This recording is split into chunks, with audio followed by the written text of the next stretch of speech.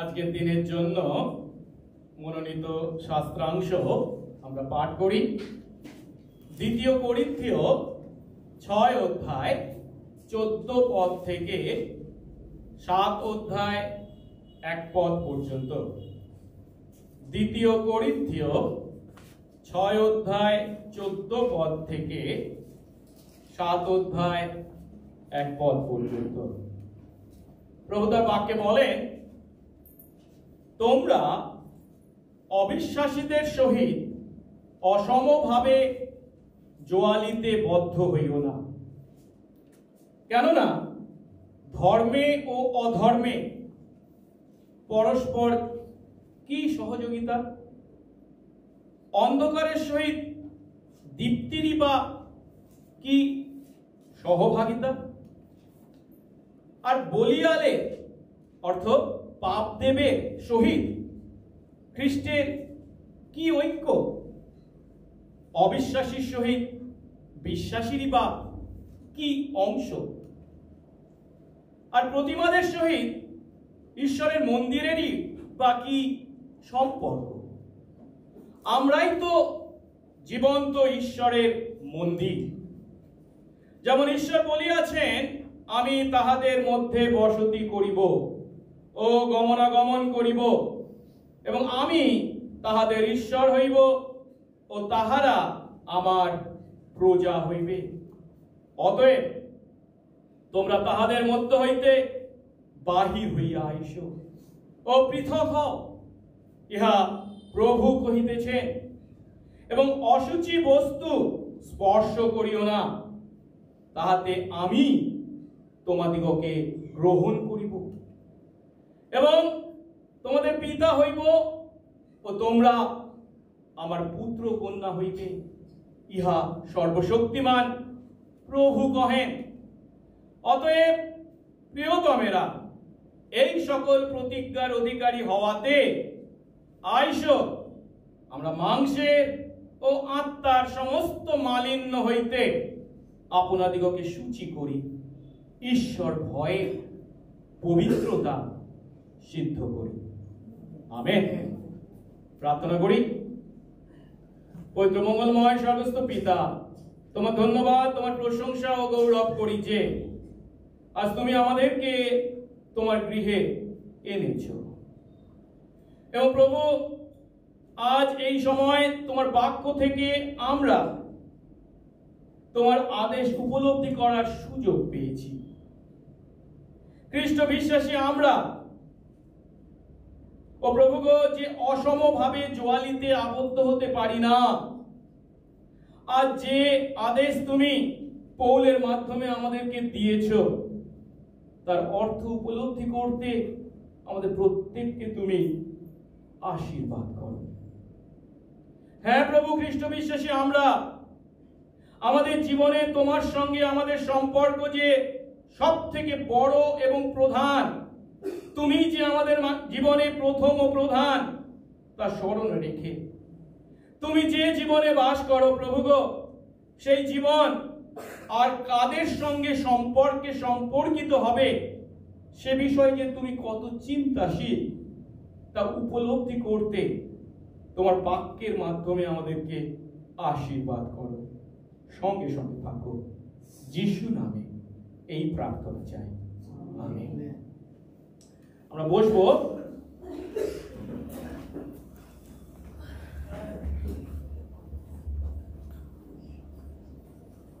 আজ আমরা একটি বিশেষ বিষয় শিখতে চলেছি। আজকে উপদেশের শিরোনাম, বিশ্বাসী কাকে বিয়ে করবে। উত্তর হয়তো আমাদের প্রত্যেকেরই জানা আছে, কিন্তু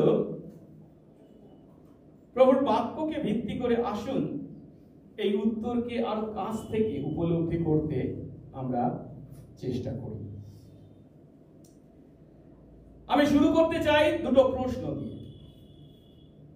যাদের এখনো বিয়ে হয়নি তাদের প্রশ্ন, আমি কাকে বিয়ে করব? আর দ্বিতীয় প্রশ্নটি, যারা আমরা বাবা মা তাদের চিন্তা তাদের সন্তানদের জন্য। আর তাদের প্রশ্ন হলো, আমার ছেলে বা আমার মেয়ের জন্য উপযুক্ত পাত্রী বা পাত্র কে?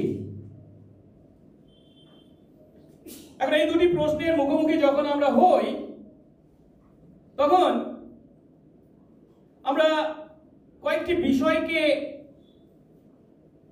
চিন্তা করে থাকি। আপনি যখন আপনার জীবন সঙ্গীর খোঁজ করেন, বা আপনি যখন আপনার ছেলের বা মেয়ের জীবন সঙ্গী বা সঙ্গিনীকে খোঁজেন, তখন তার মধ্যে কোন কোন বিষয় আপনি দেখতে চান? সেই পাত্র বা পাত্রীর মধ্যে কি কি থাকবে? সাধারণত জগতের মানুষদের মতো আমরাও অনেক সময় প্রথমত তাদের বয়স দেখি, দ্বিতীয়ত শারীরিক সৌন্দর্য, শারীরিক সক্ষমতা খুব গুরুত্বপূর্ণ বিষয়, তৃতীয়ত তার শিক্ষাগত যোগ্যতা। শুধু তা দিলে তো হবে না, তার মাসিক বেতন কত, তার বুদ্ধিমত্তা, তৃতীয়ত তার ব্যক্তিত্ব, উচ্চাকাঙ্ক্ষা বা শিল্পকলার প্রতি তার কতখানি অনুরাগ আছে। এমনকি আমরা সেই ইস্ট বেঙ্গলের সমর্থক না মোহনবাগানের সমর্থক, সে বিষয়টাও চিন্তা করি। আমার মনে আছে ছোটবেলায় একটা সিনেমা তৈরি হয়েছিল মোহনবাগানের মেয়ে বলে। যাই হোক, এখন জগতের মানুষরা বা অবিশ্বাসীরা এই সমস্ত বিষয়কে খুবই গুরুত্বপূর্ণ বিষয় হিসাবে চিন্তা করে।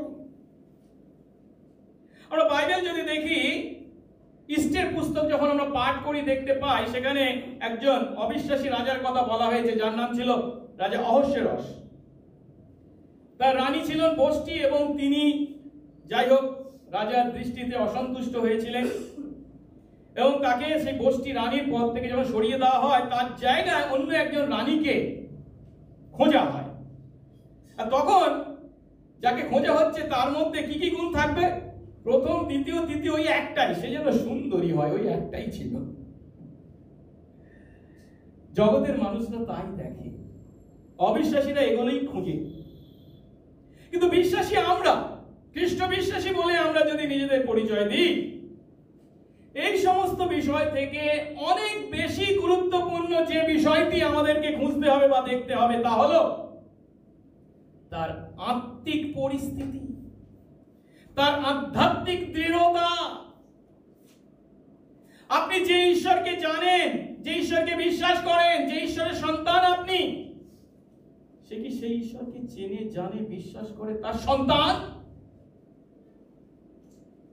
তাই আপনি যদি এই মুহূর্তে আপনার জীবন সঙ্গীর খোঁজ করেন, কিংবা আপনার সন্তানদের জীবন সঙ্গী বা সঙ্গিনীর খোঁজ করে থাকেন, প্রভুর বাক্য আজ আমাদেরকে শিক্ষা দিতে চলেছেন আমরা যেন তাদের মধ্যে প্রথমত সব থেকে গুরুত্বপূর্ণ যে বিষয়টি, তার আত্মিক পরিস্থিতি, তার আধ্যাত্মিক পরিস্থিতির কথা চিন্তা করি।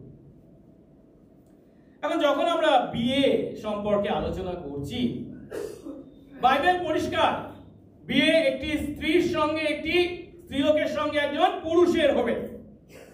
কিন্তু এই স্ত্রীলোক এবং পুরুষের মধ্যে যে সম্পর্ক, বাইবেলেও তা স্বীকার করা হয়েছে খুবই রহস্যে, মিস্ট্রি, নিগূঢ়। আমরা যদি হিতোপদেশ 30:18 পদ দেখি, সেখানে জ্ঞানী সলোমন আমাদেরকে বলছেন, 4টে বিষয় আমি বুঝতে পারি না। কোন 4টে বিষয়?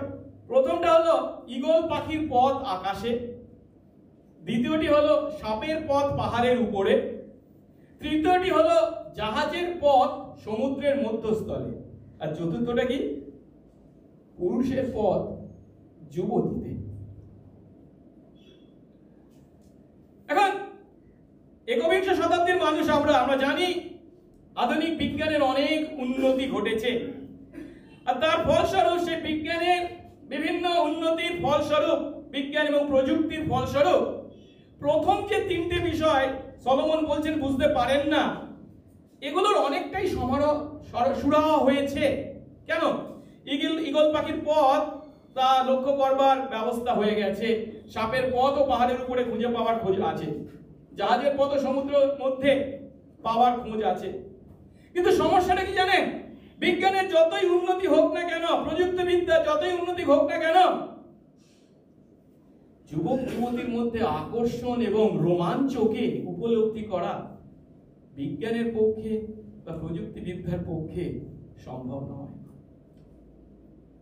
এখন আমাদের পক্ষে যদিও তা অসম্ভব, এই স্ত্রী এবং পুরুষের মধ্যে সম্পর্ক উপলব্ধি করা, কিন্তু ঈশ্বরের কাছেও কি তা অসম্ভব?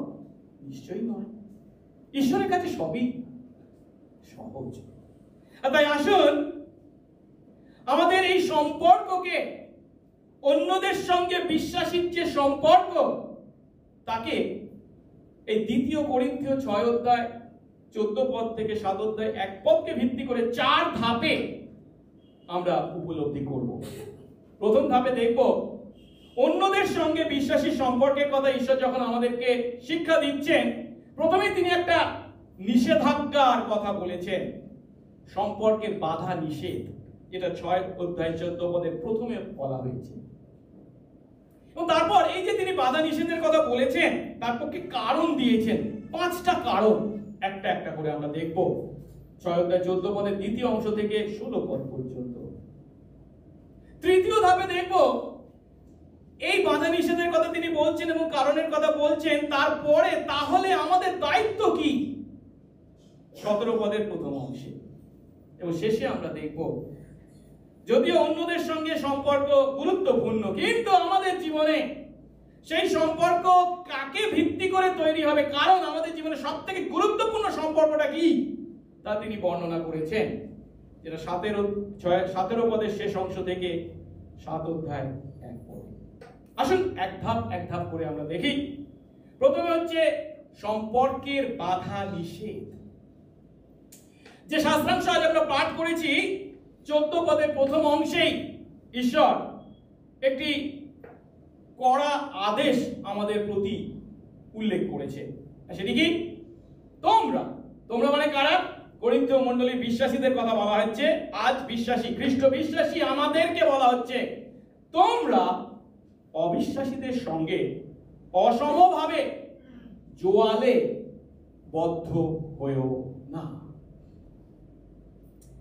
এখন যখন ঈশ্বর বিশ্বাসী আমাদেরকে এই বাধা নিষেধের কথা বলছেন, তখন বুঝতে হবে এই বাধা নিষেধটা কেবল আমাদের বৈবাহিক জীবনে নয়, কিন্তু আমাদের জীবনের সমস্ত ক্ষেত্রে অবিশ্বাসীদের সঙ্গে যে আমাদের সম্পর্ক, সেই সম্বন্ধে উল্লেখ করছেন।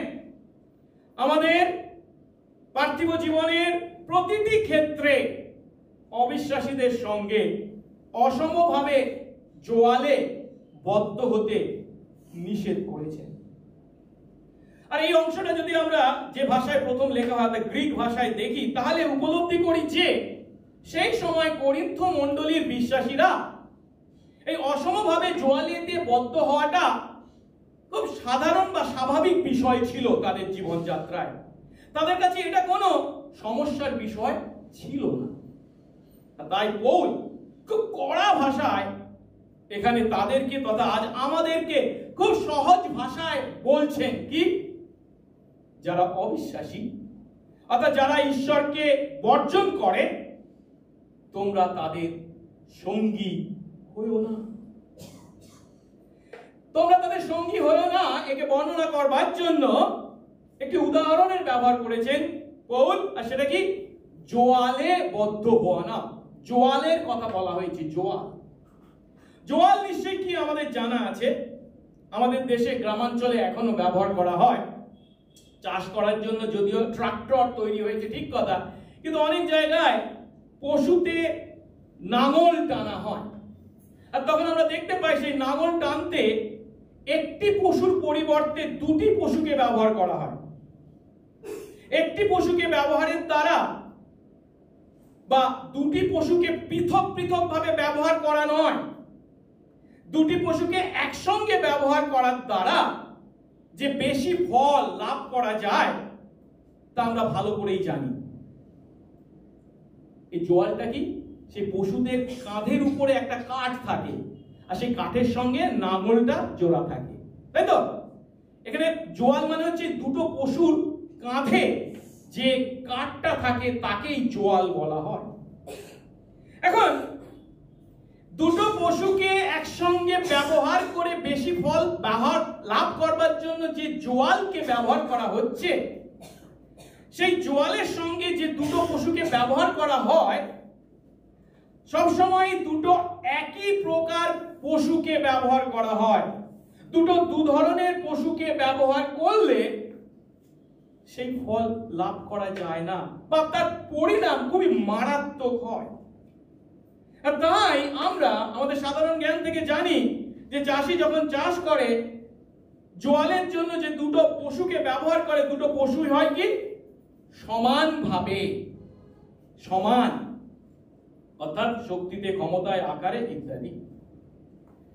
এখন পৌল যখন বলছেন তোমরা অসমভাবে জোয়ালে আবদ্ধ হয়েও না বা বদ্ধ হয়েও না, তখন আমরা ধরে নিতে পারি পৌল তার মাথায় দ্বিতীয় বিবরণ 22 অধ্যায় 10 পদকে রেখেছিলেন। কারণ দ্বিতীয় বিবরণ 22 অধ্যায় 10 পদে বলে কি, বলদ, বলদ মানে হচ্ছে ষাঁড়, এবং গর্ধবকে মানে কি গাধাকে একসঙ্গে জুড়ে চাষ করবে না। ষাঁড় এবং গাধাকে একসঙ্গে জুড়ে চাষ করবে না। আর প্রশ্ন হলো কেন ষাঁড় এবং গাধাকে একসঙ্গে জুড়ে তাদের উপরে যদি আমরা জোয়াল দিই চাষ করতে নিষেধ করা হয়েছে কেন? দুটো কারণকে আমরা নির্দেশ করতে পারি। প্রথমটি হচ্ছে ব্যবহারিক কারণ, কারণ এটা দুটো ভিন্ন প্রজাতির পশু। আর দ্বিতীয় কারণটি হচ্ছে আধ্যাত্মিক কারণ, সেটি কি ষাঁড় যদিও সূচি পশু, কিন্তু গাধাকে বাইবেলে অসুচি পশু বলা হয়েছে। প্রথম কারণটা একটু বুঝবার চেষ্টা করি। এরা দুটো ভিন্ন প্রজাতির প্রাণী, ষাঁড় এবং গাধা এক প্রজাতির নয়। আর গাধার থেকে ষাঁড় অনেক বেশি বড় আকারের হয় এবং অনেক বেশি শক্তিশালীও বটে। তাদের ক্ষমতা এবং গতিও আলাদা।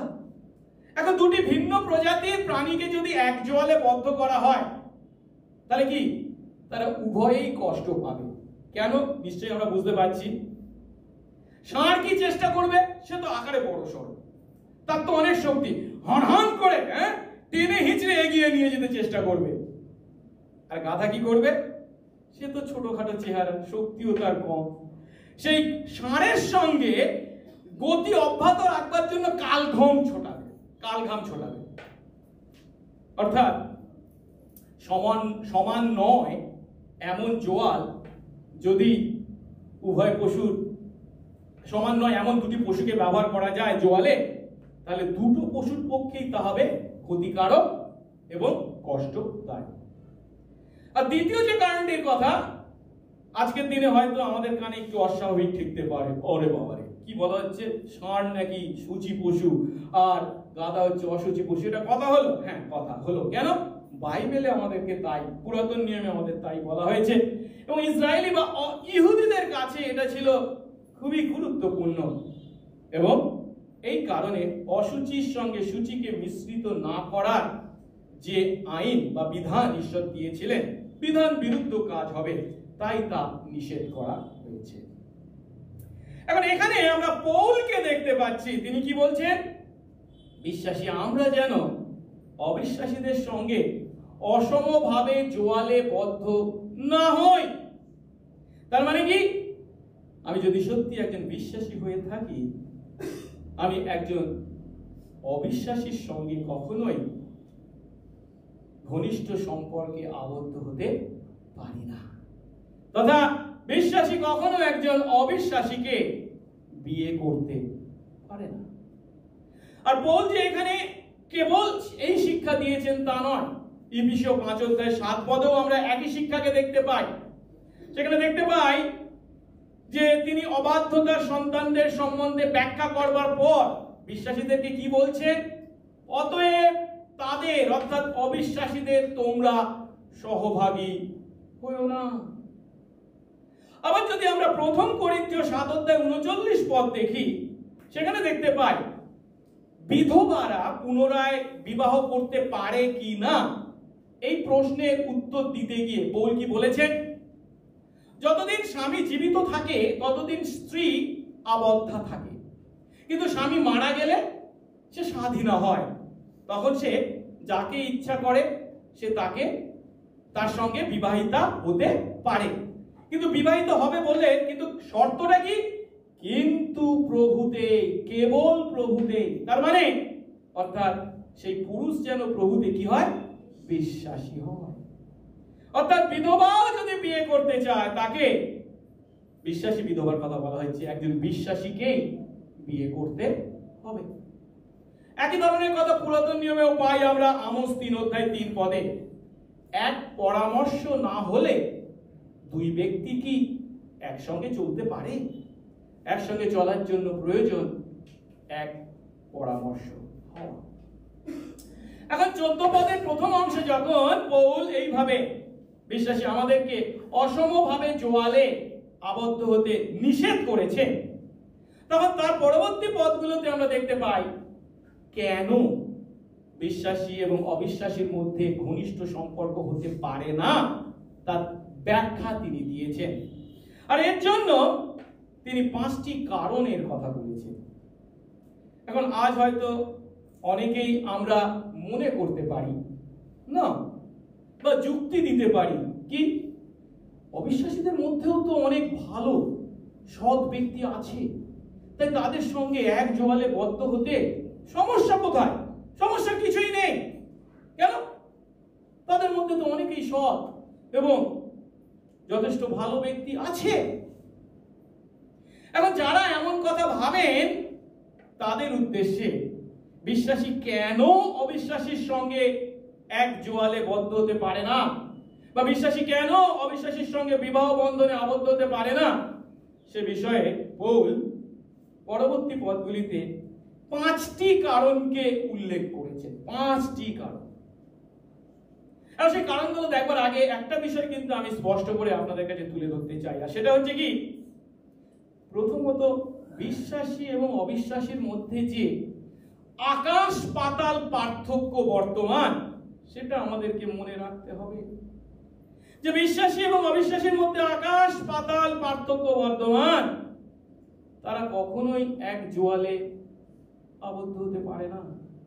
আর তাই আমরা কখনো অসম জোয়ালকে বরদাস্ত করতে পারি না। ঈশ্বরকে জানে এমন একজনের সঙ্গে ঈশ্বরকে যে জানে না এমন অন্যজনের মধ্যে মৌলিক পার্থক্যটা কি জানি? 2 Corinthians 5:17 বলে, বস্তুত যদি কেউ খ্রিস্টে থাকে সে নতুন সৃষ্টি হয়েছে, তার পুরাতন বিষয়গুলি অতীত হয়েছে, দেখো সেগুলি নতুন হয়ে উঠেছে। তার মানে বিশ্বাসী যখন নতুন সৃষ্টি হয়েছে, তখন একজন অবিশ্বাসী এখনো পুরাতন বা অতীত বিষয় নিয়েই আছে, সে এখনো নতুন সৃষ্টি হয়নি। আর তাই যে নতুন সৃষ্ট খ্রিস্ট বিশ্বাসী, সে কখনো এখনো যে পাপে এবং অপরাধে মৃত আছে অর্থাৎ অবিশ্বাসী,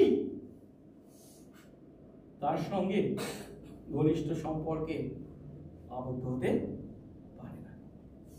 পৌল এখানে এই যে নতুন সৃষ্টি হওয়া বিশ্বাসী, সে যে কখনো এখনো পাপে অপরাধে মৃত অবিশ্বাসীর সঙ্গে বিবাহিত হতে পারে না, তার পক্ষে 5টি প্রশ্নকে দিয়ে উত্তর দিয়েছেন। এই বাধা নিষেধের কারণকে তিনি বর্ণনা করেছেন। প্রথম প্রশ্নটি হলো, ধর্মে ও অধর্মে পরস্পর কি সহযোগিতা? যে 14 পদ আমরা পড়েছি তার দ্বিতীয় অংশ দেখি, স্পষ্ট করে বলছেন পৌল, কারণ এই যে বিশ্বাসীদের সঙ্গে অসমভাবে অবিশ্বাসীদের সঙ্গে বিশ্বাসীরা অসমভাবে জোয়ালে বদ্ধ হতে পারে না, তার কারণটা কি? প্রথম কারণ, ধর্মে ও অধর্মে পরস্পর কি সহযোগিতা। এখানে ধর্ম বা ধার্মিকতার কথা বলা হয়েছে, তার মানে একজন অন্যের অনুপাতে বেশি সৎ জীবনযাপন করে তা নয়। এখানে ধর্ম বা ধার্মিকতার অর্থ যীশু খ্রিস্টে বিশ্বাসের মাধ্যমে বিনামূল্যে আমরা যে ধার্মিকতা লাভ করি, সেই ধার্মিকতার কথা বলা হয়েছে। আর এই কারণে খ্রিস্টে বিশ্বাসের মাধ্যমে এখনো যে পাপ থেকে পরিত্রাণ পায়নি, তার অর্থ কি? সে এখনো তার অধর্ম থেকে পরিত্রাণ পায়নি। তাই একজন বিশ্বাসী এবং অবিশ্বাসীর মধ্যে পার্থক্য হলো ধর্ম এবং অধর্মে। একজন বিশ্বাসী ও একজন অবিশ্বাসীর মধ্যে আধ্যাত্মিক অর্থে কোন সাধারণ বিষয় থাকতে পারে না। কেন? তাদের প্রভু বা মালিক হলে আলাদা। এই প্রশ্নের উত্তর দিতে গিয়ে এর কারণ বলতে গিয়ে দ্বিতীয় যে প্রশ্নটি বা যে কারণটির কথা উল্লেখ করেছে সেটি বলছে কি, অন্ধকারের সঙ্গে আলোর কি সহভাগিতা। ওই 14 পদেরই শেষের অংশে বলছেন পৌল দ্বিতীয় কারণ অন্ধকারের সঙ্গে আলোরই বা কি সহভাগিতা। বাইবেলে বিশ্বাসী আমাদেরকে দীপ্তির সন্তান বলা হয়েছে, কিন্তু যারা এখনো খ্রিস্টকে জানে না তারা এখনো অন্ধকারের মধ্যে আছে। ইফিসীয় 5:8-9 পদ। কারণ তোমরা মানে কারা? ইফিসীয় মণ্ডলীর বিশ্বাসী, মানে বিশ্বাসীরা বলছে তোমরা এক সময় অন্ধকারে ছিলে, কিন্তু এখন প্রভুতে দীপ্তি হয়েছো। আর তাই দীপ্তির সন্তানদের ন্যায় চলো, কারণ সর্বপ্রকার মঙ্গল ভাবে ধার্মিকতায় ও সত্যে দীপ্তির ফল হয়। আগে তারা অন্ধকারে ছিল।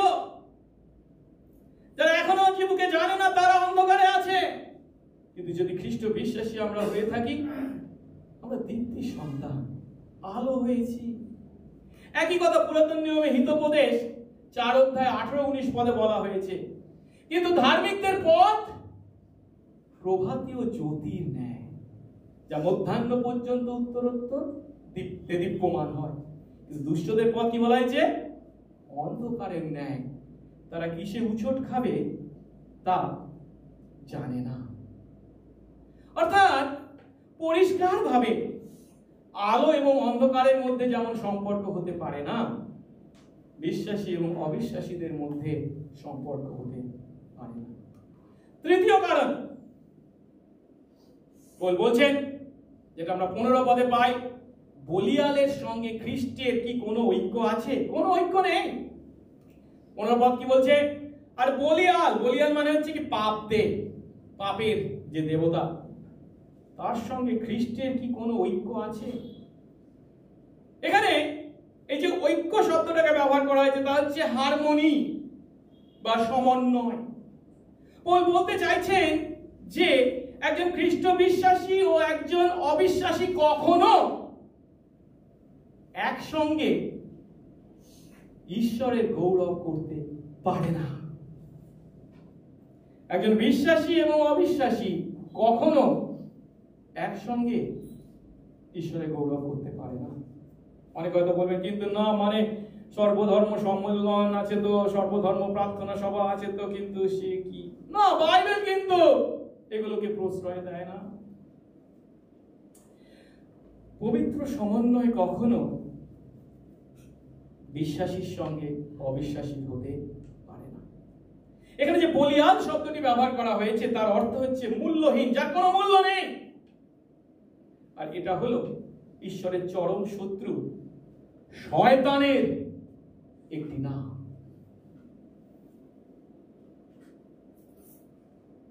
অবিশ্বাসীরা জেনে হোক বা না জেনে হোক, বাইবেল আমাদেরকে শিক্ষা দিচ্ছে, পবিত্র ঈশ্বরকে যদি তারা না জেনে থাকে, এখনো তারা সেই অন্ধকারের শত্রুর দ্বারা নিয়ন্ত্রিত হয়ে চলেছে। ইফিসীয় 2:1-2 পদে বলে কি, আর যখন তোমরা নিজের অপরাধে ও পাপে মৃত ছিলে, তখন তিনি তোমাদেরও জীবিত করলেন, সেই সকলেতে তোমরা পূর্বে চলতে। মানে যারা এখনো পাপে ও অপরাধে আছে তারা কিসে চলছে? এই জগতের যুগ অনুসারে। আকাশের কর্তৃত্বাধিপতির অনুসারে যে আত্মা এখন অবাধ্যতার সন্তানদের মধ্যে কাজ করে। এখানে যে আকাশের কর্তৃত্বাধিপতির কথা বলা হয়েছে, এর দ্বারা কাকে নির্দেশ করা হয়েছে? শয়তানকে। এই বলিয়াল এবং শয়তান একই কথা। তাই পৌল পরিষ্কারভাবে বলছেন, শয়তানের সঙ্গে কখনো খ্রিস্টের ঐক্য হতে পারে না। আসলে এবার চতুর্থ কারণটা দেখি। ওই 15 পদের শেষ অংশে পৌল পরিষ্কারভাবে বলছেন, অবিশ্বাসীর সঙ্গে বিশ্বাসী কি অংশ? মানে কি কোনো অংশই নেই? অবিশ্বাসীর সঙ্গে বিশ্বাসী বা কি অংশ?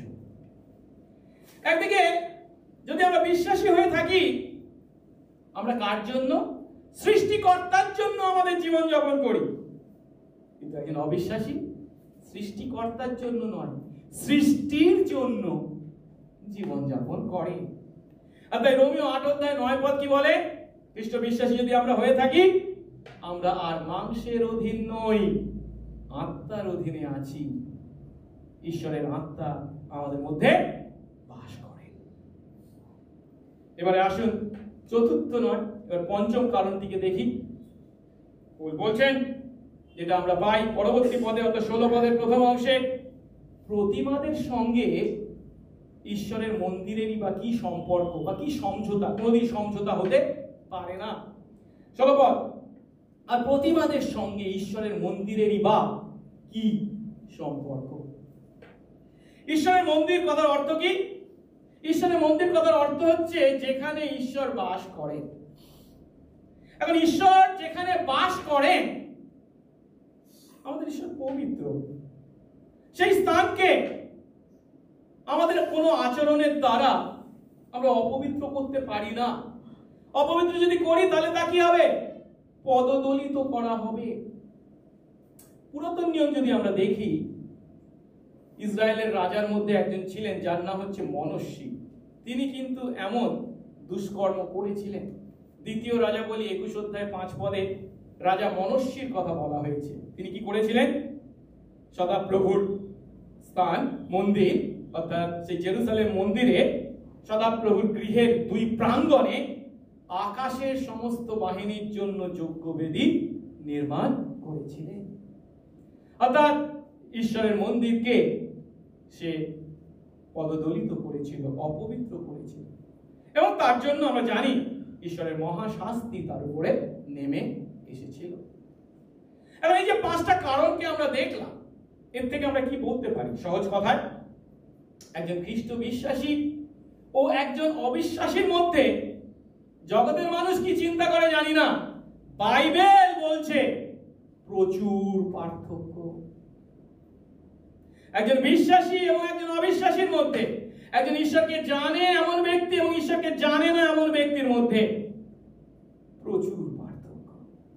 দেখতে শুনতে এক, কথা ভাষা এক, আচার ব্যবহারও এক, চালচলনও এক, যদিও কিন্তু একজন বিশ্বাসী এবং অবিশ্বাসীর মধ্যে প্রচুর পার্থক্য। আর আমাদেরকে উপলব্ধি করতে হবে যে পৌলই যে প্রথম এ বিষয়ে আমাদেরকে এই কথা বলছেন তা নয়। আমরা যে পুরাতন নিয়ম দেখি, পুরাতন নিয়মের পাতায় পাতায়, পুরাতন নিয়মের বিভিন্ন স্থানে এই বিশ্বাসী আমরা যাতে অবিশ্বাসীদের থেকে দূরবর্তী থাকি সে বিষয়ে সতর্ক করা হয়েছিল। আমরা যেন অসম জোয়ালে আবদ্ধ না হই। কয়েকটা উদাহরণ আমি দিচ্ছি। ঈশ্বর যখন মোশির নেতৃত্বে ইসরায়েলকে কনান অধিকার করতে আদেশ করেছিলেন, তখন বিভিন্ন আদেশের মধ্যে একটা আদেশ ছিল কি? যাত্রা পুস্তক 34 অধ্যায় 12 পদ এবং 16 পদ। ঈশ্বর বলছেন, সাবধান, যে দেশে তুমি যাচ্ছ, অর্থাৎ কনান দেশে, সেই দেশবাসীদের সঙ্গে নিয়োগ স্থির করো না, পাছে তা তোমার মধ্যবর্তী ফাঁদ স্বরূপ হয়। কিংবা তুমি তোমার পুত্রদের জন্য তাদের কন্যাদের গ্রহণ করিলে তাদের কন্যারা নিজ দেবতাদের অনুগমনে ব্যভিচার করে তোমার পুত্রদের তাদের দেবতার অনুগামী করে ব্যভিচার করাবে। আরেকটা পদ দেখি, এটা মোশির মাধ্যমে ঈশ্বর তার বিধানে আমাদেরকে আদেশ করেছেন। দ্বিতীয় বিবরণ 7 অধ্যায় 3 এবং 4 পদ কি বলছেন? আর তাদের সঙ্গে বিবাহ সম্বন্ধ করবে না। তাদের সম্বন্ধে যে কনানে তারা বসবাস করতে যাচ্ছে, সেই কনানে বসবাসকারীরা যারা ঈশ্বরকে জানে না। তুমি তার পুত্রকে তোমার কন্যা দেবে না, ও তোমার পুত্রের জন্য তার কন্যা গ্রহণ করবে না, কারণ সে তোমার সন্তানকে আমার অনুগমন থেকে ফেরাবে, আর তারা অন্য দেবতাদের সেবা করাবে, আর তাই তোমাদের প্রতি সদাপ্রভুর ক্রোধ প্রজ্বলিত হবে এবং তিনি তোমাকে শীঘ্র বিনষ্ট করবে। কিন্তু দুঃখের বিষয় কি জানেন? ঈশ্বর যদিও মোশির মাধ্যমে বিধানে এমন পরিষ্কার আদেশ করেছিলেন, কিন্তু সেই ইসরায়েলেরই রাজা সলোমন কিভাবে এই আদেশকে লঙ্ঘন করেছিলেন। আমরা যদি দ্বিতীয় রাজা বলি 11 অধ্যায় 1 থেকে 4 পদ দেখি, বলা হয়েছে সলোমন রাজা ফরাউনের কন্যা ছাড়া, মিশরের ফরাউন মানে অবিশ্বাসী, তাকে তো বিয়ে করেছে, তাছাড়াও অনেক বিদেশিয়া রমণীকে, তাদেরকে মোয়াবিয়া, অম্মনিয়া, ইদোমিয়া, সিদোনিয়া, হিত্তিয়া রমণীকে প্রেম করতেন, ভালোবাসতেন। যে জাতিদের বিষয় সদাপ্রভু ইসরায়েল সন্তানদের বলেছিলেন তোমরা তাদের কাছে যেও না এবং তাদের তোমাদের কাছে আসতে দিও না, কারণ তারা অবশ্য তোমার হৃদয়কে তাদের দেবতাদের অনুগমনে বিপদগামী করবে। সলোমন তাদেরই প্রতি প্রেমাসক্ত হলেন। আরো দেখি, এই ইসরায়েল যখন ব্যাবিলনে নির্বাসনে গেছে, তারপরে ফিরে এসেছে, সেখানেও কিন্তু ইসরা দেখতে পাচ্ছে কিভাবে তাদের মধ্যে অসবর্ণ বিবাহ সাধিত হয়েছে। আমরা যদি দেখি ইসরা 9 অধ্যায়, আচ্ছা আমি ওটা শেষ অংশটা পড়িনি, সেটা হচ্ছে দ্বিতীয় রাজা বলি 11 অধ্যায় 11 থেকে 1 থেকে 4 পদ বলেছিলাম। সলোমন আর কি করেছিলেন? বলে যে 700 রমণী তার পত্নী ছিল, 300 তার উপপত্নী ছিল, তার সেই স্ত্রীরা তার হৃদয়কে বিপদগামী করল। ফলে এইরূপ ঘটল, সলোমনের বৃদ্ধ বয়সে তার স্ত্রীরা তার হৃদয়কে অন্য দেবতাদের অনুগমনে বিপদগামী করল। তার পিতা দাউদের অন্তঃকরণ যেমন ছিল, তার অন্তঃকরণ তেমন আপন ঈশ্বর সদাপ্রভুর ভক্তিতে একাগ্র ছিল না। সহজ কথায়, তার স্ত্রীদের দ্বারা পরিচালিত হয়ে ঈশ্বরকে ত্যাগ করে অন্যদের প্রতি তিনি আসক্ত হয়েছিলেন। এবার ইসরা 9 অধ্যায় 2-3 পদ, সেখানেও একই কথা দেখতে পাই। ব্যাবিলনের নির্বাসন থেকে ফিরে এসেছে ইসরায়েল, কিন্তু তাদের মধ্যে ইসরা কি দেখতে পাচ্ছেন? তারা তাদের জন্য নিজ নিজ পুত্রদের জন্য তাদের কন্যাদের গ্রহণ করেছে। এই রূপে পবিত্র বংশ নানা দেশবাসী জাতিদের সঙ্গে মিশ্রিত হয়েছে। এমনকি অধ্যক্ষরা, শাসনকর্তারাই প্রথমে এই সত্য লঙ্ঘনে হস্তক্ষেপ করেছেন। এই কথা শুনে আমি অর্থাৎ ইসরা আমার বস্ত্র ও পরিচ্ছদ ছিঁড়লাম এবং আমার মাথার চুল ও দাড়ি ছিঁড়ে স্তম্ভিত হয়ে বসে রইলাম। শেষে ইসরা কি আদেশ করবেন? আমি 13 অধ্যায় 23 থেকে 25 পদ পড়ি, বলা হয়েছে আর সেই সময় আমি দেখলাম ইহুদিদের কেউ কেউ অসদিয়া, অম্মনিয়া ও মোয়াবিয়া স্ত্রী গ্রহণ করেছে, আর তাদের সন্তানরা অর্ধেক অসদিয়াদের ভাষায় কথা বলছে, ইহুদিদের ভাষায় কথা বলতে কেউ জানে না। তাতে আমি তাদের সঙ্গে বিবাদ করলাম, তাদের তিরস্কার করলাম ও তাদের কোন কোন ব্যক্তিকে প্রহার ও তাদের কেশ উৎপাদন করলাম এবং ঈশ্বরের নামে তাদের বলে দিব্য করালাম, তোমরা ওদের পুত্রদের সঙ্গে নিজের কন্যাদের বিয়ে দেবে না ও নিজের পুত্রদের জন্য বা নিজের জন্য ওদের কন্যাদের গ্রহণ করবে না। এখন শাস্ত্রের এই সমস্ত শাস্ত্রাংশ যখন আমরা পাঠ করি, তখন আমরা খুব সহজেই যে সত্যটা উপলব্ধি করি কি, আপনি কাকে বিয়ে করেন সে বিষয়ে ঈশ্বর যথেষ্ট চিন্তাশীল। ঈশ্বর যেহেতু তার প্রজাদের সঙ্গে বাস করতেন, সেহেতু তিনি চেয়েছিলেন তার প্রজারা যেন সম্পূর্ণভাবে কেবল তাঁতেই আস্থা রাখে। কিন্তু বিশেষ আমরা যখন আমাদের কথা চিন্তা করি, তখন আমরা কি উপলব্ধি করি? ঈশ্বর যে আমাদের সঙ্গে আছেন তা নয়, ঈশ্বর আমাদের হৃদয়ে আছেন, তিনি আমাদের হৃদয়ে বাস করেন। তাই 16 পদের দ্বিতীয় অংশে কি বলা হয়েছে? আমরাই তো জীবন্ত ঈশ্বরের মন্দির। মন্দির মানে কি? যার মধ্যে ঈশ্বর বাস করেন। যেমন ঈশ্বর বলেছেন, আমি তোমাদের মধ্যে বাস করব, যাতায়াত করব, এবং আমি তাদের ঈশ্বর হব এবং তারা আমার প্রজা হবে। আমরা যদি গ্রিক ভাষায় এই পদটি দেখি, এখানে যে মন্দির বলা হচ্ছে না, তোমরা ঈশ্বরের জীবন্ত ঈশ্বরের মন্দির, এই মন্দির জন্য যে শব্দটি ব্যবহার করা হয় তার হচ্ছে, আমরা যে জেরুজালেম মন্দির জানি, তার মধ্যে কি ছিল? মহাপবিত্র স্থান, তাকে নির্দেশ করা হয়েছে। এবং কি বলা হয়েছে? আমরাই তো জীবন্ত ঈশ্বরের মন্দির। আর মন্দিরটা যদিও এক বচন, কিন্তু আমরা কি এক বচন? বহু বচন। তাই এখানে যখন আমরাই তো ঈশ্বরের মন্দির এ কথা বলা হচ্ছে, এখানে মন্দিরের অর্থ চার দেওয়ালের কোনো ঘর নয়। এখানে আমরা মানে কারা? খ্রিস্ট বিশ্বাসী আমাদের সমষ্টি, মানে কি? মণ্ডলীকে নির্দেশ করা হয়েছে। একই কথা 1 কোরিন্থীয় 3:16 আমরা পাই। পৌল বলছে, তোমরা কি জানো না তোমরা ঈশ্বরের মন্দির এবং ঈশ্বরের আত্মা তোমাদের মধ্যে বাস করে? এখন এই বিষয়টা আমরা যেটা পরিষ্কার ভাবে চিন্তা করি, আমি যদি খ্রিস্ট বিশ্বাসী হয়ে থাকি, আমার মধ্যে ঈশ্বর বাস করেন, আমার মধ্যে পবিত্র আত্মা বাস করেন, পবিত্র আত্মা বাস করেন, তাহলে আমি কার সঙ্গে বিয়ে করব, কে আমার অর্ধাঙ্গিনী হবে, এটা ছেলে খেলার বিষয় নয়। কার সঙ্গে আমি সেই ঘনিষ্ঠ সম্পর্কে অবতীর্ণ হব, এটা ছেলে খেলার বিষয় নয়। ঈশ্বর যদি আমার মধ্যে বাস না করতেন, তাহলে তার মধ্যে ঈশ্বর বাস করেন না, কোনো বিষয় নয়। কিন্তু আমার মধ্যে বাস করেন যেহেতু, একটু আগে আমরা দেখেছি ঈশ্বরের মন্দিরকে অপবিত্র করবার জন্য কিভাবে মনুষ্যকে শাস্তি ভোগ করতে হয়েছিল। আমার মধ্যে যদি ঈশ্বর বাস করেন, আমি যদি তার মন্দির হয়ে থাকি, এই মন্দিরের পবিত্রতা রক্ষা করতে আমি বাধ্য।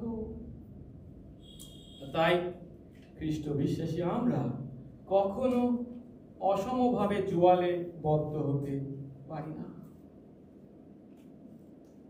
এখন এইভাবে খ্রিস্ট বিশ্বাসী আমাদেরকে অসমভাবে জোয়ালে বদ্ধ হতে নিষেধ করার পর, সেই নিষেধের কারণগুলি ব্যাখ্যা করার পর পৌল আমাদের কাছে বলছে, তাহলে বিশ্বাসী তোমাদের দায়িত্ব কি? বিশ্বাসী আমাদের দায়িত্ব কি? যে দায়িত্ব আমাদেরকে পালন করতে হবে। দায়িত্বের কথা যখন আসে, তখন আমরা হয়তো মনে করি, না মানে আমি আমার অনুভূতির দ্বারা পরিচালিত হয়ে আমার দায়িত্ব পালন করব না। অনুভূতির দ্বারা পরিচালিত হয়ে নয়, ঈশ্বরের বাক্য দ্বারা পরিচালিত হয়ে, ঈশ্বরের বাক্য মেনে আমাদেরকে কাজ করতে হবে। আসলে তৃতীয় ধাপে দেখি এ বিষয়ে, এই দায়িত্ব পালনে এই বাধা নিষেধ যা বলেছেন, সেই বাধা নিষেধকে মনে রেখে আমাদেরকে কি করতে হবে। 17 পদ দেখি, অতএব তোমরা তাদের মধ্য থেকে বের হয়ে এসো, পৃথক হও, একথা প্রভু বলছেন, এবং অশুচি বস্তু স্পর্শ করো না। এই যে কথাগুলি বলা হয়েছে, তাদের মধ্য থেকে বের হয়ে এসো, পৃথক হও, অশুচি বস্তু স্পর্শ করো না। পৌল এই কথাটি যিশাইয়া 52 অধ্যায় 21 পদ থেকে উদ্ধৃত করেছেন, যেখানে বলা হয়েছে, চলো চলো সেই স্থান থেকে বের হও, কোন অশুচি বস্তু স্পর্শ করো না। কেন? সদাপ্রভুর পানপাত্র বাহকদের কি হতে হবে? সূচি, পবিত্র হতে হবে। এখন যখন বলছেন বা আমাদেরকে দায়িত্ব হিসাবে আমাদেরকে আদেশ করা হচ্ছে, অতএব তাদের থেকে বের হয়ে এসো, পৃথক হও, অশুচি স্পর্শ করো না, তখন এ কথার অর্থ, আপনি যদি নতুন জন্মপ্রাপ্ত খ্রিস্ট বিশ্বাসী হন এবং একজন অবিশ্বাসীর সঙ্গে এখনো আপনার প্রণয় চালিয়ে যান, তাহলে ঈশ্বরের বাক্য আজ আপনাকে আদেশ করছে কি? আপনি যেন সেই সম্পর্ককে ছিঁড়ে ফেলেন, সেই সম্পর্ক থেকে বেরিয়ে আসেন, অশুচি বস্তু স্পর্শ করা থেকে দূরবর্তী হন। এখন অনেকে বলবেন, যাদের বিয়ে হয়নি তাদের কথা বলছি, যুবক যুবতী যারা আছি, না মানে হ্যাঁ সম্পর্ক আছে ঠিক কথা, ভালোবাসার সম্পর্ক, কিন্তু বিয়ে করবো না। সম্পর্ক আছে ঠিক কথা, কিন্তু বিয়ে পর্যন্ত যাবে। যদি এমন চিন্তা আপনার মধ্যে থেকে থাকে, তাদেরকে তিনটে বিষয় বলতে চাই।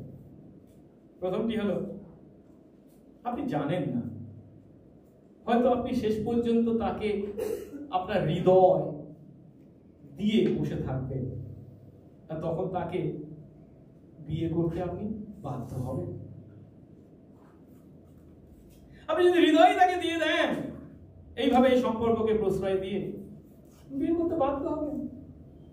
দ্বিতীয়ত, আপনি হয়তো তাকে আপনার এমন একান্ত বিষয় দিয়ে দেবেন যে তা ফিরে পাওয়ার আর কোনো সুযোগ থাকবে না। আমি কি বলতে চাইছি নিশ্চয়ই বুঝছেন যাদের বয়স হয়েছে। আপনার একান্ত বিষয়, আপনার ব্যক্তিগত সেই ঘনিষ্ঠ বিষয়, যা কেবল আপনি আপনার স্বামীকে বা আপনার স্ত্রীকে দিতে পারেন, আপনি হয়তো তাকে দিয়ে বসবেন, তা ফিরে পাওয়ার সুযোগ পাবেন। তৃতীয়ত, এইভাবে এই সম্পর্ককে প্রশ্রয় দেওয়ার কারণে আপনি হয়তো বাধ্য হবেন খ্রিস্টের প্রতি আপনার যে আনুগত্য আছে, খ্রিস্টের প্রতি আপনার যে ভক্তি আছে, তা আপোষ করতে। পৌল তাই আমাদেরকে বলছেন, তোমরা তা থেকে বেরিয়ে এসো। এখন আমি জানি অনেকের মধ্যে অনেক চিন্তা হচ্ছে, কি করব।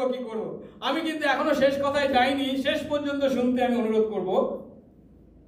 এখন দায়িত্বের কথা বলবার পর পৌল আমাদেরকে বলছেন, আমাদের জীবনে সব থেকে গুরুত্বপূর্ণ সম্পর্কটা কিন্তু তার জন্য আমাদের উপলব্ধি করতে হবে। এমন আদেশ যখন পৌল করছেন, সেই আদেশের ফলস্বরূপ তিনি আমাদেরকে কোন আশীর্বাদ দিতে চলেছেন, তাদের মধ্যে থেকে বেরিয়ে এসো, পৃথক হও, অশুচি স্পর্শ করো না, এমন মারাত্মক আদেশ করবার পর প্রকৃত আশীর্বাদের কথা পৌল বলছে। আসুন চতুর্থ ধাপে সেই আশীর্বাদটা হলো, আমাদের জীবনে সব থেকে যে গুরুত্বপূর্ণ সম্পর্ক কি সেটা যেন আমরা উপলব্ধি করি। 17 পদের শেষ অংশে কি বলেছে? তাতে যখন তোমরা তাদের মধ্যে থেকে বের হয়ে আসবে, পৃথক হবে, অশুচি বস্ত্র স্পর্শ করবে না, তাতে আমি তোমাদের গ্রহণ করব। যে সত্যটা আমাদেরকে খ্রিস্ট বিশ্বাসী আমাদেরকে উপলব্ধি করতে হবে, তা হলো বিশ্বাসী আমাদের জীবনে স্বামী স্ত্রীর মধ্যে যে সম্পর্ক, সেটাই যে সব থেকে গুরুত্বপূর্ণ সম্পর্ক তা নয়। স্বামী স্ত্রীর থেকেও বিশ্বাসী আমাদের জীবনে সব থেকে গুরুত্বপূর্ণ সম্পর্ক হলো ঈশ্বরের সঙ্গে আমাদের সম্পর্ক। তিনি যখন তার প্রতি আমাদেরকে বিশ্বাস দেন, তখন সেই সম্পর্কটা কি হয় জানেন? তিনি আমাদেরকে তার সন্তান করে গ্রহণ করেন। যেমন 1:12 পদ সকলের জানা, যতজন তাকে গ্রহণ করলো সেই সকলকে, যারা তার নামে বিশ্বাস করে, তাদেরকে কি দিলেন? ঈশ্বরের সন্তান হওয়ার ক্ষমতা দিলেন। ঈশ্বরের সন্তান আমরা, তিনি পিতা, আমরা তার পুত্র, আমরা তার কন্যা।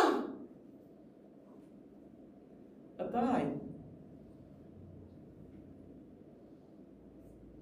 পৌল এখানে যে কথাটা এখানে বলেছেন, যে 16 পদের শেষ অংশে, যে আমি তোমাদের পিতা হব এবং তোমরা আমার পুত্র কন্যা হবে, এই কথাটা তিনি কোথা থেকে ধার করেছেন? জিরোমীয় 3:8 পদ থেকে।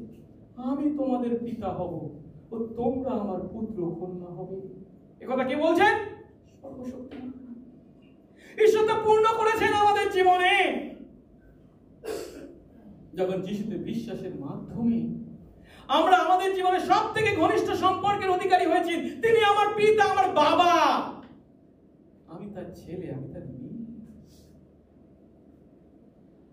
এখন ঈশ্বরের সঙ্গে আমাদের সম্পর্কের এই গুরুত্ব যখন আমরা উপলব্ধি করি, তখন আমরা জানি যে তিনি কি কখনো আমাদের দুর্দশা আশা করেন? কখনোই না। তিনি কি আমাদের কোন মন্দ বিষয় আশা করেন? কখনোই নয়। পরিবর্তে তিনি আমাদেরকে রক্ষা করতে চান। আর যেহেতু তিনি আমাদেরকে রক্ষা করতে চান, সেই হেতু তিনি আমাদেরকে বলছেন আমরা যেন এমন বিবাহ বন্ধনে আবদ্ধ না হই যা আমাদেরকে কষ্ট দেয় কিংবা আমাদেরকে তার কাছ থেকে দূরে নিয়ে যায়। এমন বিবাহ বন্ধনে যেন আমরা আবদ্ধ না হই। হিতোপদেশ 27 অধ্যায় 7 পদ যদি দেখি, তার দ্বিতীয় অংশে বলছে, কিন্তু ক্ষুধার্ত প্রাণের কাছে তিক্ত দ্রব্য সকল মিষ্ট। ক্ষুধার্ত প্রাণের কাছে তিক্ত দ্রব্য সকল মিষ্ট। এখন আমার আপনার জীবনে ঈশ্বর যদি প্রথম না হন, ঈশ্বরের সঙ্গে আমাদের সম্পর্ক যদি সবথেকে গুরুত্বপূর্ণ সম্পর্ক না হয়, তাহলে আমার আপনার জীবনে আমার প্রেমিক বা প্রেমিকা এত গুরুত্বপূর্ণ হয়ে যাবে যে এতখানি আমি ক্ষুধার্ত হব যে আমার কাছে তিক্ত দ্রব্য মিষ্ট বলে মনে হবে। প্রভু আমাদেরকে আশীর্বাদ করুন। আমরা যখন আমাদের জীবনে আমাদের সবথেকে গুরুত্বপূর্ণ সম্পর্ক যে ঈশ্বরের সঙ্গে তা উপলব্ধি করতে ব্যর্থ হই, তখন জগতের এই সমস্ত সম্পর্ক আমাদের জীবনে সবথেকে গুরুত্বপূর্ণ হয়ে ওঠে। আর তখন সেই গুরুত্বপূর্ণ সম্পর্ক, জগতের সেই সমস্ত সম্পর্ক আমাদেরকে আমাদের মধ্যে এমন ক্ষুধাকে উৎপন্ন করে যে তিক্ত, আমার অনষ্টকার, আমাকে বিনষ্টকারী বিষয়গুলিও আমার মুখে মিষ্টি লাগে। তা করার পরিবর্তে আমরা যদি খ্রিস্টকে তথা ঈশ্বরকে আমাদের জীবনে প্রথম ও প্রধান এবং তার সঙ্গে আমাদের সম্পর্ক সব থেকে গুরুত্বপূর্ণ বলে স্বীকার করি, ঈশ্বর আমাদের কাছে কি প্রতিজ্ঞা করছেন? অতএব প্রিয়তমেরা, এই সকল প্রতিজ্ঞার অধিকারী হওয়াতে কি করো? এসো, আমরা মাংসের ও আত্মার সমস্ত মালিন্য থেকে নিজেদের সূচি করি, ঈশ্বর ভয়ে পবিত্রতা সিদ্ধ করি। অর্থাৎ খ্রিস্ট বিশ্বাসী আমরা, আমাদের লক্ষ্য হবে আমাদের শরীরে এবং আমাদের আত্মায় আমরা যেন মালিন্য ত্যাগ করি, যা আমাদের শরীরকে নোংরা করে, যেমন আত্মাকে নোংরা করে, এমন বিষয় থেকে দূরবর্তী হই, ঈশ্বর ভয়ে পবিত্রতায় সিদ্ধ হই। আজ আমরা নিজেদেরকে প্রশ্ন করব, যদি খ্রিস্ট বিশ্বাসী আমরা হয়ে থাকি, এমন কোন অসম জোয়ার আমার জীবনে আছে কি যার দ্বারা আমি বিপথে পরিচালিত হয়েছি, যা আমার মাংসের ও আত্মার মালিন্য থেকে নিজেকে সূচি করার পথে বাধা স্বরূপ হয়ে আছে? সপ্তদশ শতাব্দীর অন্যতম মহান সংস্কারক জন ক্যালভিন একটি কথা বলেছেন। তিনি বলছেন, বিশ্বাসীদের মধ্যে যদিও পবিত্র আত্মা বাস করেন, তবুও তাদের হৃদয় হলো প্রতিমাদের কারখানা। প্রতিমাদের কারখানা মানে বুঝি যেখানে প্রতিমা তৈরি হয়। প্রতিমা কথার অর্থ যে মাটি, কাঠ, ইট, পাথর দিয়ে তৈরি মূর্তি, তা নয়। আমার আপনার জীবনে ঈশ্বরের থেকেও যদি কোনো গুরুত্বপূর্ণ ব্যক্তি বা বিষয় থাকে, তাই হলো আমার আপনার জীবনে প্রতিমা। ঈশ্বর থেকে অন্য কোনো ব্যক্তিকে বেশি গুরুত্ব দেওয়া, সত্যি কথা বলতে কি আমাদের কাছে খুবই সহজ কাজ, কিন্তু আমরা যখন তা করি তখন তার দ্বারা আমরা আসলে প্রতিমা পূজাই করে চলেছি। আমরা যদি ঈশ্বরকে আমাদের জীবনে পেয়ে থাকি, তাহলে আর কার সঙ্গে আমরা সম্পর্কিত হব, এটা খুব গুরুত্বপূর্ণ বিষয়। তাই ঈশ্বর যদি আমাদের জীবনে প্রথম ও প্রধান স্থান অধিকার করে থাকে, আমরা কখনো অবিশ্বাসীকে বিয়ে করতে পারি না। পরিবর্তে আপনার কাছে আপনার ছেলে বন্ধু বা আপনার মেয়ে বন্ধু ঈশ্বরের থেকেও যদি বেশি গুরুত্বপূর্ণ হয়ে থাকে, তাহলে আপনি আপনার সেই অনুভূতি বা আবেগের তাড়নায় কাজ করতে বাধ্য হবেন। তাই প্রশ্ন হলো, আপনার জীবনে কি কোনো প্রতিমা আছে? প্রতিমা কথার অর্থ কি?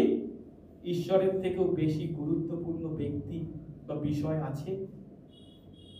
এবার চিন্তা করে দেখুন, যে ঈশ্বর আপনার সৃষ্টিকর্তা, যে ঈশ্বর আপনাকে ভালোবেসে নিজের পুত্রের জীবন পর্যন্ত উৎসর্গ করে আপনাকে আপনার পাপ থেকে উদ্ধার করেছেন, যিনি আপনার সর্বদা সঙ্গে সঙ্গে আছেন, যিনি আপনার মধ্যে বাস করেন, তার থেকে কি আপনার অবিশ্বাসী বন্ধুর সঙ্গে আপনার সম্পর্ক বেশি গুরুত্বপূর্ণ হতে পারে? বাক্য শেষ করব, কিন্তু অনেকের মধ্যে যে প্রশ্নটা হয়তো কাজ করছে, যারা মনে মনে বলছেন, কিন্তু আমরা কি করব যারা আমরা ইতিমধ্যে অসম জোয়ালে বদ্ধ হয়ে আছি? আমরা কি করব? যারা আমরা ইতিমধ্যে অসম জোয়ালে বদ্ধ হয়ে আছি, মানে আমার স্ত্রী বা আমার স্বামী, আমি যদিও বিশ্বাসী, সে হচ্ছে অবিশ্বাসী, আমরা কি করব? তাদের জন্য বাইবেল থেকে দুটি পরামর্শ দিতে চাই। প্রথম পরামর্শটি হলো, তাদের ত্যাগ করবেন না। আমেন। কিন্তু দ্বিতীয়টি কি? তাদের সঙ্গে আছে বলে আপনার বিশ্বাস ত্যাগ করবেন তা নয়, আপনার বিশ্বাসে আপনি এগিয়ে চলুন। তাদের ত্যাগ করবেন না, এটা আমি যে বলছি তা নয়, পৌল বলছেন। আমরা দেখি তো প্রথম করিন্থীয় 7 অধ্যায় 12 থেকে 14 পদ কি বলেছেন।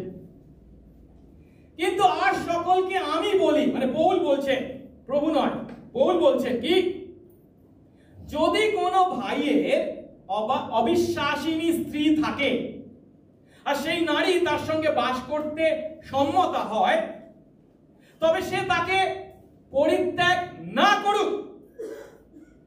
আবার যে স্ত্রীর অবিশ্বাসী স্বামী আছে আর সেই ব্যক্তি তার সঙ্গে বাস করতে সম্মত হয়, তবে সে স্বামীকে পরিত্যাগ না করুক। কারণ অবিশ্বাসী স্বামী সেই স্ত্রীতে পবিত্রীকৃত হয়েছে এবং অবিশ্বাসিনী স্ত্রী সেই ভাইয়ে পবিত্রীকৃতা হয়েছে। তা না হলে তোমাদের সন্তানরা অশুচি হতো, কিন্তু তারা অশুচি নয়, তারা পবিত্র। আমেন। বাইবেল বলছে ত্যাগ করার কথা নয়, তাদের সঙ্গেই থাকা। কিন্তু তাদের সঙ্গে থাকতে গেলে আপনাকে যদি বিশ্বাস ত্যাগ করতে হয়, তাহলে কিন্তু আপনি ভুল করছেন। বিশ্বাস চালিয়ে যান, বিশ্বাসে স্থির থাকুন, বিশ্বাসে এগিয়ে চলুন। আর তা যদি করেন, তাহলে কে জানে, হয়তো আপনার জীবন দেখে আপনার স্বামী বা আপনার স্ত্রী পরিবর্তিত হতে পারে। যে কথা পিতর বলছেন প্রথম পিতর 3 অধ্যায় 1-2 পদে, স্ত্রীরা তোমরা নিজের নিজের স্বামীর বশীভূতা হও। যেন কেউ কেউ যদিও বাক্যের অবাধ্য হয়, তবু যখন তারা তোমাদের সভয় বিশুদ্ধ আচার ব্যবহার নিজের চোখে দেখতে পায়, তখন কোনো কথা ছাড়াই নিজের নিজের স্ত্রীর আচার ব্যবহার দ্বারা তাদের লাভ করা হয়। এখানে স্ত্রীরা বলেছে, ওটাকে চেঞ্জ করে আমরা স্বামীরাও করতে পারি। স্বামীরা তোমরা নিজের নিজের স্ত্রীকে ভালোবাসো। যেন কেউ কেউ যদিও বাক্যের অবাধ্য হয়, তবুও যখন তারা তোমাদের সভয় বিশুদ্ধ আচার ব্যবহার নিজের চোখে দেখতে পায়, তখন কোনো কথা ছাড়াই নিজের নিজের স্বামী আচার ব্যবহার দ্বারা তাদের লাভ করা হয়। প্রভু বলছেন, আমার অবিশ্বাসী স্বামী বা অবিশ্বাসী স্ত্রী আছে, অসম জলে আবদ্ধ হতে নিষেধ করা হয়েছে, আমি কি করব? ও বলছে পরিত্যাগ করার কোনো কারণ নেই। সে যদি সম্মত হয় তার সঙ্গে অবশ্যই বাস করুন এবং আপনার বিশ্বাস জীবন তাকে প্রদর্শন করুন। বিশ্বাস জীবন, আপনার বিশ্বাস জীবন দেখে হয়তো প্রভু তাকে তার আত্মার পরিত্রাণ দেবে, সেও একদিন প্রভুকে জানবে, তার সন্তান হবে। আসুন প্রার্থনা। ওই তো মঙ্গলময় স্বর্গস্থ পিতা, তোমার ধন্যবাদ করি প্রভু, আজ তোমার এই অনুগ্রহে তোমার কতিপয় দাস দাসী তোমার বাক্য থেকে শিখলাম তোমার সেই আদেশ যে বিশ্বাসী আমরা যেন অবিশ্বাসীদের সঙ্গে অসমভাবে জোয়ালে বদ্ধ না হই। প্রভু, আজ খ্রিস্ট বিশ্বাসী আমাদের জীবনে তুমি যে প্রথম ও প্রধান, তোমার সঙ্গে আমাদের সম্পর্ক যে সব থেকে গুরুত্বপূর্ণ, তুমি যে আমাদের সঙ্গে আছো তা না, তুমি তো আমাদের মধ্যে বাস করো, আমরা তোমার মন্দির। আর তাই প্রভু, আমরা কার সঙ্গে ঘনিষ্ঠ সম্পর্কে আবদ্ধ হব তা খুবই গুরুত্বপূর্ণ। তোমার বাক্য থেকে যে শিক্ষা পেলাম সেই শিক্ষা অনুসারে দয়া করো প্রভু, আমরা যেন তোমার বাক্য মেনে আমাদের জীবনে বিশ্বাসী আমরা বিশ্বাসীদের সঙ্গে বিবাহ বন্ধনে আবদ্ধ হই এবং তোমার গৌরব করি। সঙ্গে সঙ্গে থাকো, যিশু নামে এই প্রার্থনা চাই।